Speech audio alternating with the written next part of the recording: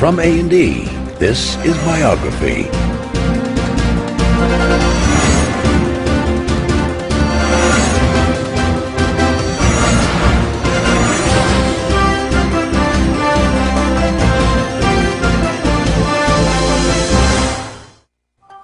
Microsoft founder Bill Gates is the rarest of corporate executives, ridiculed as a nerd while being feared as a bully.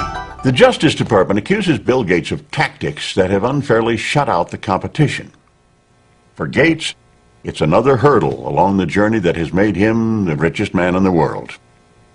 One technology expert claims that Microsoft's reach and influence are greater than any organization in American history. The man orchestrating all that is Bill Gates, the undisputed king of the Microsoft empire. When the biographers and historians write the history of the 20th century, Bill Gates is going to go down as the best businessman of our century. And Microsoft is one of the greatest companies of the 20th century. He and Paul Allen really saw from the beginning the kind of potential that it had to change the lives of all of us. By the time he went to college, it was probably beginning to be quite clear to him that what he was going to do was going to have to do with computers. What makes Gates so competitive is that he finds it fun. He finds this like a thrilling game, like the games he used to play as a kid. I think people would say that they perceive Microsoft as always playing with both feet on the foul line. I have no doubt that 100 years from now, he will be talked about in the same way that Rockefeller and Carnegie and Ford are talked about, as people who transformed an era.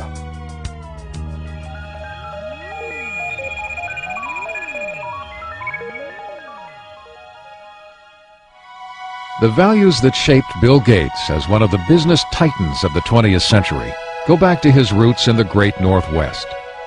Bill's great-grandfather, J.W. Maxwell, founded the First National Bank in Seattle. The Maxwells enjoyed their privileges and social position, but were never ostentatious about their wealth. Their son Willard, also a banker, and his wife Adele, who had a passion for playing cards, were among Seattle's top civic leaders. Their only child, Mary, was a lively, intelligent girl who made a name for herself as a student leader at the University of Washington.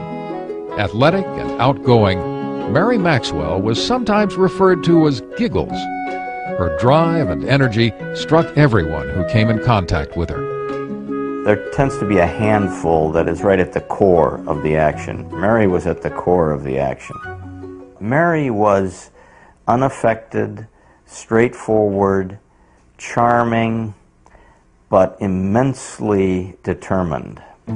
It was at the university that Mary Maxwell met and fell in love with a quiet, scholarly young man, Bill Gates, Jr., who would go on to become one of Seattle's most prominent attorneys. When Bill and Mary wed in 1951, she decided to give up a career as a teacher to raise a family and devote time to charitable work. The first of the Gates' 3 children, Christy, was born in 1953. She was followed by a brother, Bill Gates III, born on October 28, 1955. He was given the nickname Trey. That derives from the fact that he was William H. Gates III, and the card players in the family think of anything with a 3 as being a Trey, so he became Trey. His mother had an extremely close relationship with Bill from the start. She even took him with her when she volunteered as a lecturer in Seattle schools. It wasn't long before her precocious son would read the World Book Encyclopedia from A to Z. We'd lose him sometime for hours at a time, and when I would ask, "What are you doing?" he'd say, "I'm thinking, Mother." Well, they say curiosity killed the cat, but it didn't kill Bill. Bill was curious. He was always eager to know more, and he had encouragement from his mom and dad. The Gates family prized competition, and young Bill loved testing his mettle in outdoor activities and indoor games. Among his favorite board games were Risk, in which the object is world domination, and the perennially popular Monopoly, where, with a bit of luck, anyone can become a tycoon. He was competitive in cards with his sister, races to see who could do jigsaw puzzles faster, ski racing, sailing, whatever. He wanted to do it well and as good as the other folks that he was with. Every summer, the Gates went off to their place on the Hood Canal called Cheerio. It was here that Bill, his younger sister Libby, and the rest of the family joined friends in staging their own Olympic Games. If you stayed overnight and had a couple of days with them, you would come away exhausted from games and activity. It was a very lively scene. It was definitely competitive, there's no question about it, and the children were all part of that. There was never a dull moment. The first World's Fair in the United States in 22 years. When the Seattle World's Fair opened in 1962, the Gates family rushed to see the wonders predicted for the 21st century, including computer technology. Imagine, if you can, an electronic brain. Bill often returned to visit the high-tech exhibits. It was already clear that he had a natural talent for math and science. But he was also becoming something of a loner, showing signs of preteen rebelliousness that was putting him at odds with his mother. Mary and I grew up in very orderly families where parents were controlling personalities, and we carried that forward. And that particular mode wasn't exactly consistent with Bill or Trey, who somewhere around about 11 or 12 began to be very independent emotionally. He was quite willing to make up his own mind about what he wanted to do and not do, and that was really tough for us, particularly for Mary. He was kind of lost. I mean, he was ill at ease in school, wasn't sure exactly how he wanted to spend his time. Obviously a very smart, brilliant kid, but kind of lacking direction. And he went through some counseling at that time. He went through a change in his school. Although they believed in public education, Bill's parents felt he would find more direction and discipline at Lakeside, Seattle's best private prep school. Lakeside only accepted the brightest and the best students, and Bill fit that description to a T. He began to blossom at Lakeside, making new friends and finding more challenging classes. He was an excellent math student. He was excellent across the board. I mean, he was a superb drama student and interested in reading all different kinds of books and so forth. So he wasn't just totally math science oriented. He had a wide breadth of interests. When Bill started high school in 1969, the U.S. space program was at its zenith. Apollo 11 took men to the moon that July. The Eagle has landed. But the computers that made it possible were still electronic giants that cost millions of dollars and required an army of people to run them. Most schools at that time could never consider buying a big computer. But Lakeside had made an extraordinary deal that would be fateful for Bill Gates. A Seattle company offered the use of its computer through a teletype link to the school. Young Gates was entranced by the possibilities of this primitive machine and started spending every free moment in the computer room. The story has often been told, and it's completely true, that he would get up at night and leave and go over to work on the computer and come back, and we wouldn't know that he'd been gone. As I recall, the headmaster here was asked at a parents' meeting once, "Do you have a drug problem here at the school?"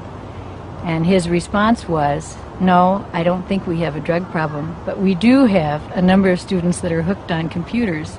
Bill Gates shared this addiction with upperclassman Paul Allen, who could not have been more different from Gates.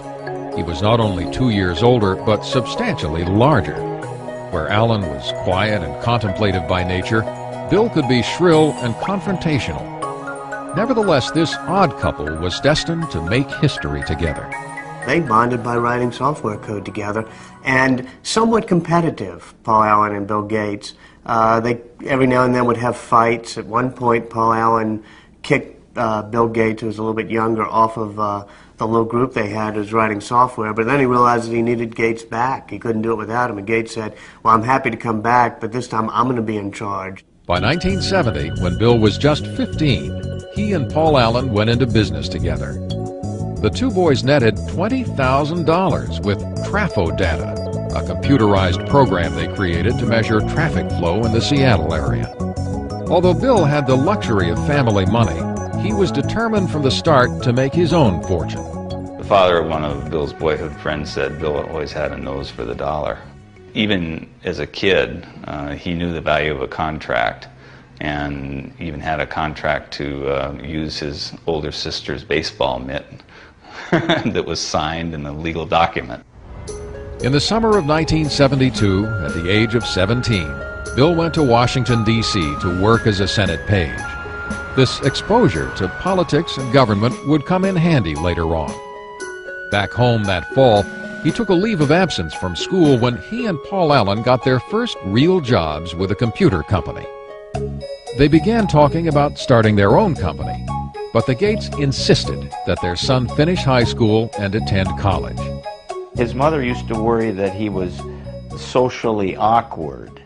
Well, maybe he was, but he had other things on his mind, and he was not rude, he was not abrupt. He was marching to a different drummer. He's a genius, and he has a different agenda.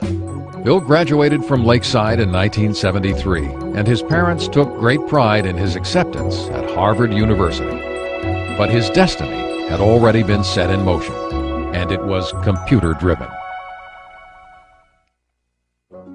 In the fall of 1973, Bill Gates said goodbye to his family in Seattle and headed east to Cambridge, Massachusetts. As a freshman at Harvard, he thought briefly about preparing for a career in law, but no course of study ignited his imagination like his work with the computer. Bill was somebody who was always very determined to do what he was interested in doing. The things that he was less interested in, which often included his academic classes, he tended simply to coast and get by on talent. I remember there was a course in Introduction to Greek Literature where he'd really done, as best as I could tell, none of the work during the year. Stayed up all night the night before the exam, slept through part of the exam, and still got a B. It was not surprising that Gates fell asleep in an exam. Between classes and time spent at the Harvard Computer Center, he seemed to be on the go 24 hours a day. And he was always very focused on whatever it was that he was doing. He could come into his room, not get undressed, just kind of lie down on his bed, which of course would be not made because he had never had time for that, and just fall asleep. Door open, fully clothed, lie down, sleep, and then when he's refreshed, boom, back up at it and whatever the next thing was. Bill paused long enough to make some lasting friendships at Harvard, but his social life was still not a priority. He dated only occasionally, with varying degrees of success. I interviewed several women who had dated Bill just briefly, and one told me the very first question Bill asked her was, "What did you score on your SAT test?" You know, this is not exactly, you know, what a young woman wants to hear. For Bill Gates, though, he had scored a perfect 800 on his math portion of the SAT, and this was a matter of pride with him, and he wanted to make sure whoever he was dating, you know, had scored a pretty high grade. Bill did shine in math, but typically when he found that he was not the #1 math student at Harvard, he decided against becoming a mathematician. While he kept his academic options open, he picked up some new skills outside of class. I spent a great deal of time playing pinball, video games, and especially poker, which was something that we all did a lot of back in college. And you know, poker, of course, is a very competitive game, and in many ways, perhaps the best preparation for the business world that one could imagine. And yeah, Bill really turned himself from being a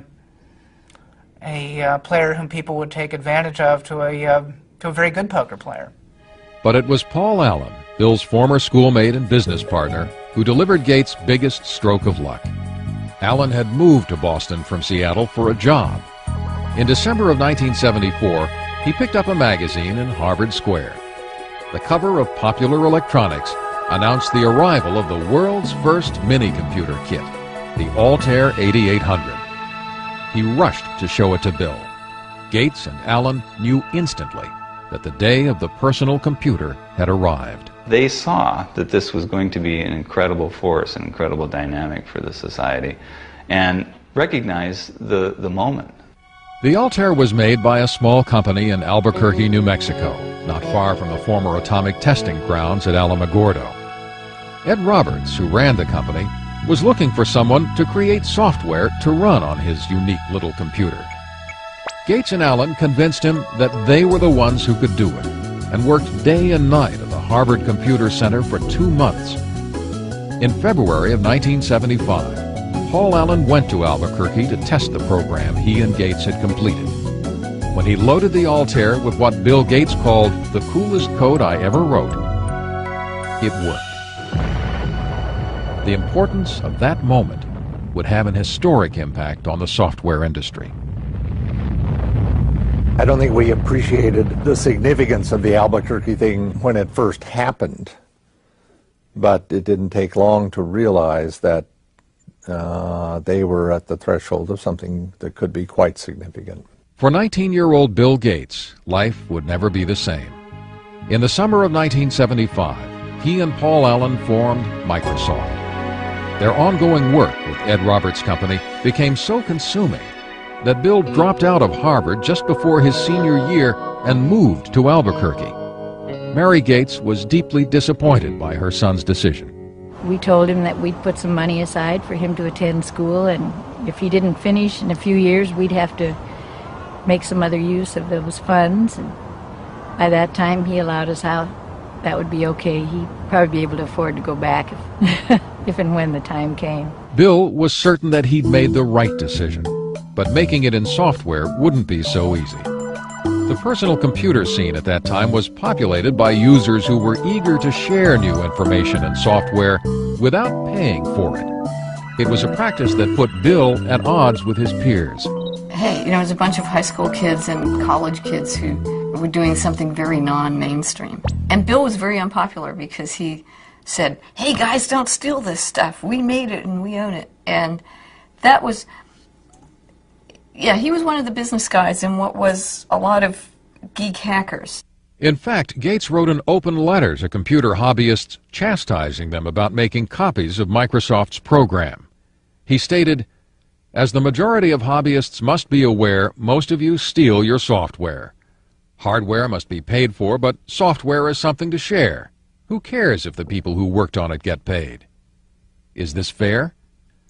But those who have been reported to us may lose in the end." He was looked at as kind of a renegade, and it was different, you know, a different ethic than prevailed at that time.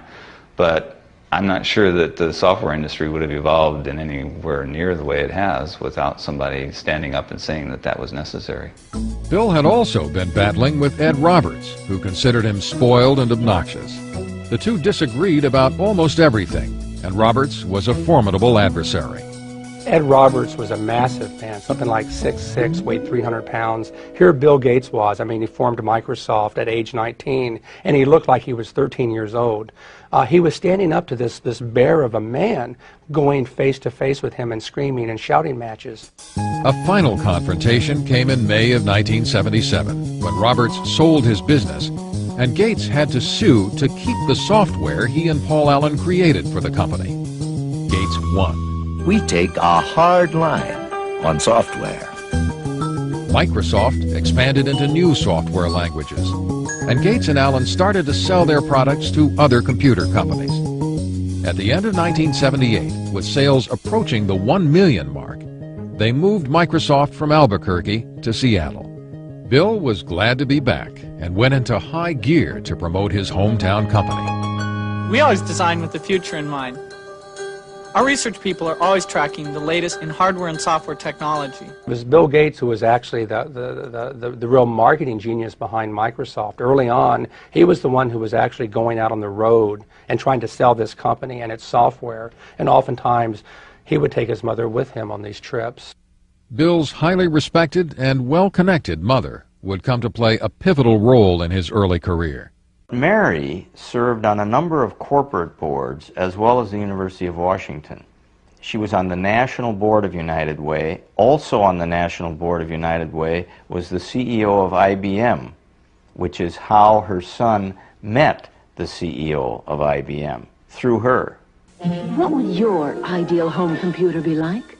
By November of 1980, IBM was banging on the door of the fledgling Microsoft.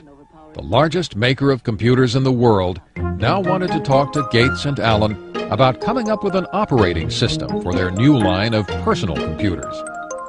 From their first meeting, IBM misjudged who they were dealing with. He looked like a sub-teen, you know. He was skinny, had a real mop of hair, you know, kind of casual, and basically people didn't take him seriously as a business person. But the IBM brass soon discovered Gates was no amateur. He quickly convinced them that Microsoft could deliver their new software. First, he purchased an existing operating system, which he then adapted for the IBM personal computers, calling it MS-DOS. Bill Gates, as he's often done as a shrewd businessman, knew where to get an operating system. He just went down the road a few miles and bought it for $50,000. But then the real brilliance was that when they developed that operating system for IBM, IBM wanted to buy the source code, which would have given them the disk operating system, or what became known as DOS. And instead, Microsoft refused to actually sign the rights over to DOS. By not owning the rights to the operating system, IBM would now have to pay Microsoft a licensing fee for every copy of DOS installed in its computers.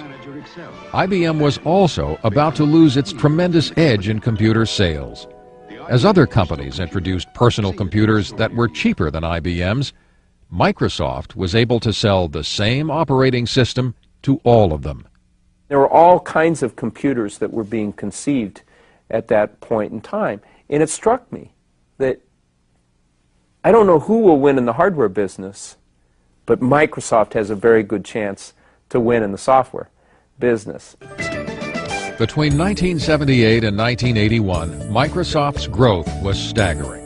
The staff was enlarged from 13 employees to 128. Revenues mushroomed from $4 to $16 million. By 1983, 30% of all the personal computers in the world were running Microsoft software. Still, Bill Gates never took his eye off the bottom line. He never flew first class unless it was absolutely necessary. You would often find him sitting in coach, in fact with a blanket over his head so he could get some sleep. So his parents taught him well early on the value of money and hard work, and translated later into his life with not only how he ran his personal life, but how he ran Microsoft. My name is Bill Gates. I'm chairman of Microsoft. The early 1980s was an exciting time for an industry run mostly by people under 30. Microsoft began working on software for innovative companies like Apple and its guru Steve Jobs. Their Macintosh computer and software were considered by many to be the most ingenious in the industry and the way of the future. To create a new standard, it takes something that's really new and really captures people's imagination. And the Macintosh, of all the machines I've ever seen, is the only one that meets that standard. But it wouldn't be long before Microsoft and Apple would be locked in a bitter struggle over the rights to the next generation of software. Bill Gates was also about to receive news that would rock Microsoft to its very foundation. By 1983, the future could not have looked more promising for 28-year-old Bill Gates and Microsoft. The personal computer business was booming, and there was an ever-increasing hunger for software. Bill Gates and Paul Allen were emerging as the crown princes of the personal computer age. But in the midst of the breathtaking rise of their company, they were stunned by some terrible news. Paul Allen, Bill's friend and partner since high school, was diagnosed with Hodgkin's disease, a form of cancer. It did give Bill kind of a perspective that he didn't have before. You know, he'd always been very, very hard driving, very demanding, and this may have helped him understand a little bit better in terms of what other people go through. Allen's disease went into remission 1 year later, but he would never again take full part in the day-to-day business of Microsoft. For two men in their early 30s who created a company of global significance and made millions, it was the end of an era. I think history's going to show that their partnership really was an incredible dynamic. I often compare it to the Beatles, Lennon and McCartney. The songs they wrote together are the ones that pretty much we remember and get played over and over again. They were great songwriters individually. We still hear their songs that they wrote on their own. But somehow together they were even greater than the sum of their parts. And Paul and Bill were like that. By 1984, Bill Gates had become the singular face of Microsoft.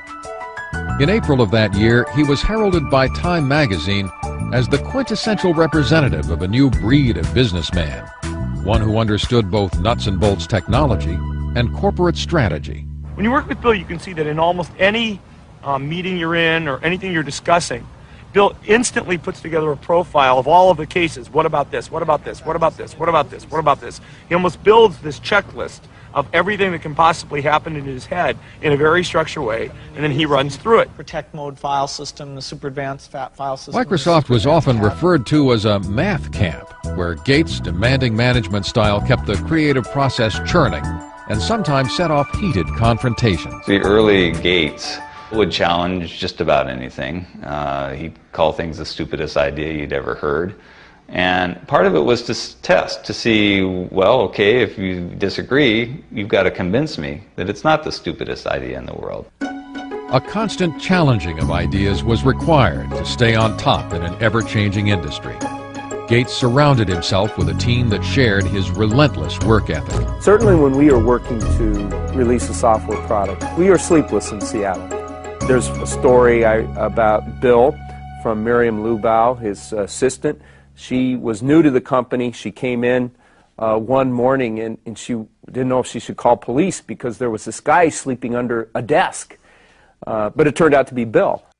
The effort was paying off. Microsoft posted more than $140 million in sales in 1985. But inevitably, running a company on a round-the-clock schedule took its toll on Bill's social life.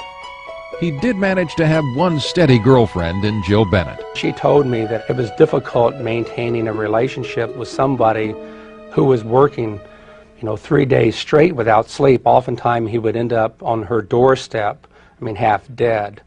In 1986, Gates introduced Microsoft Windows. It would become the company's signature program. Critics quickly noted that in its use of a mouse and icons, it bore more than a passing resemblance to the Apple Macintosh operating system, considered to be the most user-friendly. If you know how to point, you already know how to use it. Macintosh. The computer for the rest of us. Apple had given Gates full access to their technology while he was working on new software for the Macintosh computer. Gates advised Apple early on that they should license their software. But Apple was more interested in selling computers than software. They ignored the suggestion. Once again, Gates took advantage of an opening and ran with it. In this industry, we compete and we collaborate at the same time. Bill once had a conversation with me. He says, I'm a competitor, so even though I'm a friend, don't tell me information that you don't want me to use against you, because I'm going to compete with you, and if you tell me something that's useful in competing, I'm going to use that information. Apple decided that Gates was not going to take a bite out of their business and threatened to sue over Windows. Gates, in turn, said he would withhold Microsoft software Apple desperately needed for its computers. In the end, Microsoft overpowered Apple in the courts. Eventually, Microsoft prevailed by showing that even though there were similarities in the way that the two computers operated, each individual function of Windows was markedly different from each individual function of the Macintosh. Even though the first version of Windows was far from perfect, it gave Microsoft a new financial and creative base. In 1986, Bill Gates took his company public. He held 45% of the stock, which made him a billionaire at the age of 31. Still, Gates never felt secure about the status of his company. He doesn't want to fail. And when you have that kind of a fear, when you're always looking in your rearview mirror to see who might be, creeping up to do in Microsoft on a given day, it just consumes him, and it makes him certainly the most competitive human being in the personal computer industry. He's driven. It's white-hot intensity. Gates was also gaining a reputation for being ruthless, and some powerful forces began to line up against him. IBM was taking a closer look at the popularity of personal computers and had the punch to knock Microsoft out of business forever. By 1987, Bill Gates was certainly one of the youngest billionaires in the world, and Microsoft seemed to have an open field in providing software for personal computers. But he was about to face a serious crisis. Now that PCs had taken off, IBM chose to make a big push with its own operating system to replace DOS, which it licensed from Microsoft. It was called OS/2. We were concerned whether we could weather the storm, so to speak, especially given the fact that this was a big storm. IBM, a very powerful company, a lot of software people, a lot of cash, a lot of resolve to potentially put Microsoft out of the operating system business. Ironically, Microsoft played a role in developing OS/2, but Bill Gates was not about to abandon his own software. He decided to stake his company's future and his own reputation on the Windows software his team continued to upgrade, even if it meant losing IBM as his biggest customer. On May 22, 1990, Microsoft launched Windows 3.0. This new and improved version swiftly became a bestseller. Ultimately, OS/2 failed in the marketplace, leaving Microsoft with a virtual monopoly on operating systems for PCs. Now, the Federal Trade Commission began looking at claims that Gates was using this dominance in operating systems to cut off competition by cutting prices on Microsoft products. It seemed Microsoft's mild-mannered chairman was gaining a seek-and-destroy image. Bill Gates is not a brutal guy. He just needs to win. And he's willing to win, gracefully or non-gracefully. Doesn't matter. A win is still a win. Predatory pricing was not the only charge leveled at Microsoft. In 1993, the Justice Department began a new investigation. They examined complaints that Microsoft was charging computer makers a licensing fee based on the number of computers they sold, including those computers not running Microsoft software. They made computer manufacturers pay for the Microsoft software, whether it was installed on their computer or not. And as a result of that, they prevented competitors from entering the market. The Justice Department has charged Microsoft, the world's largest software company, with using unfair marketing and contracting practices. In July of 1994, Microsoft agreed to stop charging the fees in question, and the Justice Department dropped the case. Gates would never admit that Microsoft had a monopoly and maintained he was simply providing better software at lower prices. I mean, we're not like an alligator. We don't go around and eat things. I mean, we come out with these little boxes, these nice little software packages, and you stick them in your computer, and you either have fun using it, and it helps you get things done, or not. But it wasn't that simple for investors. The government probes and the fights with IBM and Apple caused the value of Microsoft's stock to drop. There was now more pressure than ever to turn out the next version of Windows. Gates found some inventive ways to release the tension. He appeared in commercials for his company with Microsoft Top Gun Steve Ballmer. He sometimes made dramatic entrances to tout his company at software conventions, once arriving as Star Trek's Mr. Spock. Gates also instituted the micro games. This hodgepodge competition among the Microsofties is very reminiscent of the games he played as a child at the Hood Canal. It was like summer camp for adults. We'd all go to his house, and he would spend months figuring out what the various games would be, and he would be sort of the master of ceremonies. He'd form us into teams, very carefully figuring out the dynamics of the teams and how we might all interact, and then we would have to do these like summer camp games.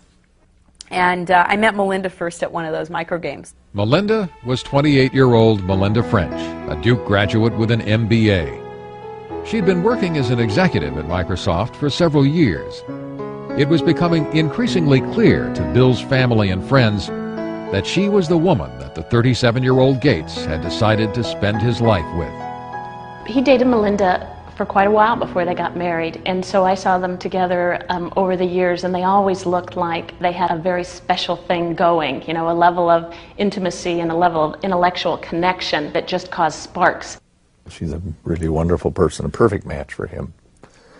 Very, very bright, very organized, very supportive, very interested in family and good family life. Bill and Melinda were married in Hawaii on January 1st, 1994. The night before the ceremony, Bill had arranged for a special serenade for Melinda.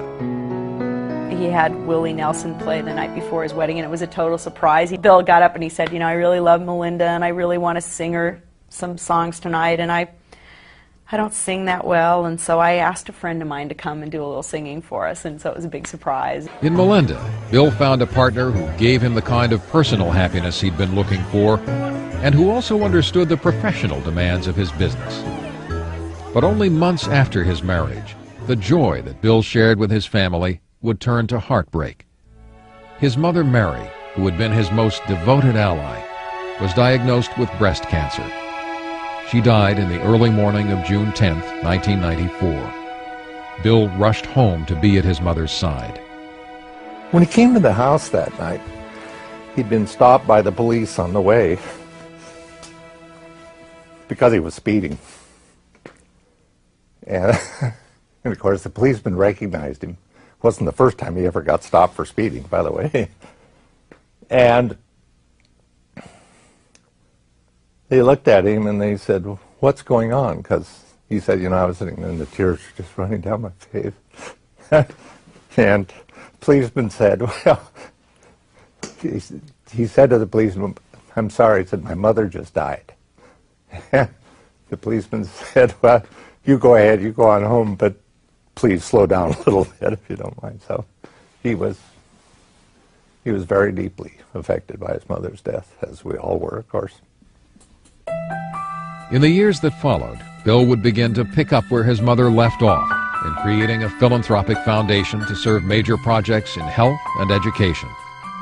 But all of his wealth and power would not shield him from the crises he and Microsoft would face on the road ahead. By 1995, 39-year-old Bill Gates had settled into a new life as a married man. With his wife Melinda, he took time off to explore the world from Africa to China. It seemed that Bill Gates now truly had it all. This is a man so successful, his chauffeur is Ross Perot, ladies and gentlemen. Please welcome Bill Gates and the Bill Gates Dancers. 1995 was also a banner year for Microsoft. Windows 95 was introduced to great fanfare. Tonight Show host Jay Leno kicked off the ballyhoo for the new software. Windows 95 is so easy, even a talk show host can figure it out. Clearly, Gates was still Microsoft's best salesman. But from now on, it wouldn't be all business for the boss. On April 26, 1996, Bill and Melinda welcomed their first child, a daughter, Jennifer. He just loves that little girl. It's just so marvelous to see. It's very gratifying to a father to see his own son have the same feeling about children that I did about him and his sisters. So it's really gratifying.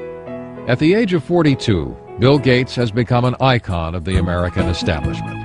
He is now the richest man in the world, with a personal net worth of more than $50 billion. He is a member of a power elite, which includes President Bill Clinton, who shares his newfound enthusiasm for golf. The Gates style has never meant flaunting wealth, but Bill has spent considerable money for convenience and comfort. In 1997, Bill, his wife, and daughter moved into a $54 million dream house. Along with family and guest quarters, there is a library housing the Leonardo da Vinci notebook for which Gates paid more than $30 million. Even though the house will serve many business functions, for the Gates family, it's just home.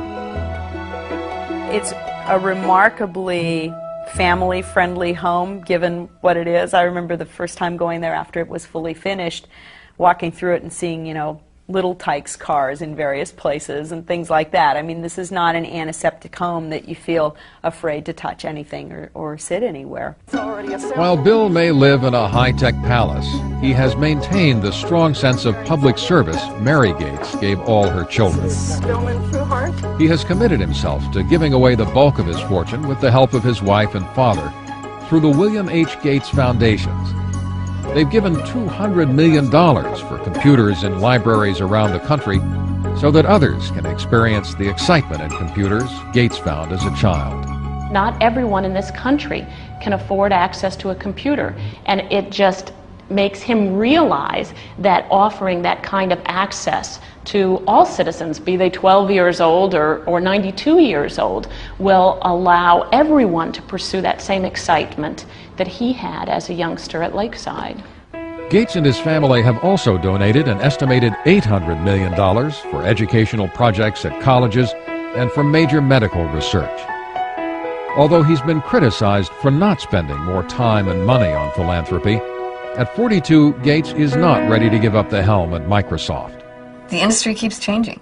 I mean, it's the perfect game because it never ends. You can't sit down and relax.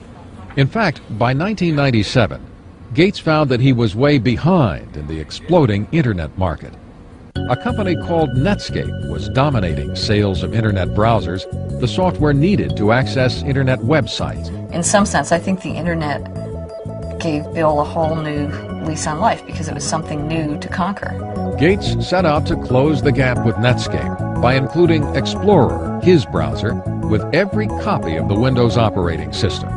It was seen as a move to eliminate his chief rival. If Microsoft chooses to disadvantage Netscape or any other competitor, then the consumer doesn't get a fair choice. When the consumer doesn't get a fair choice, the market can't work effectively. In fact, Gates has been portrayed as a bully on Internet websites, with his company now controlling 95% of the world's PC operating systems. Many users believe he has prevented sometimes better products from making it. In March of 1998, Bill Gates was called to the Senate where he was once a page. Again, he was charged with running an illegal monopoly. In the electronic marketplace, Microsoft has the power today to exercise predatory and exclusionary control over the very means by which we access this Internet. It's a lot like General Motors having the ability to dictate what type of gasoline you put in your car, or what interstate you can drive on, or even how you get on the interstate. In spite of these accusations, Gates was about to win an important decision.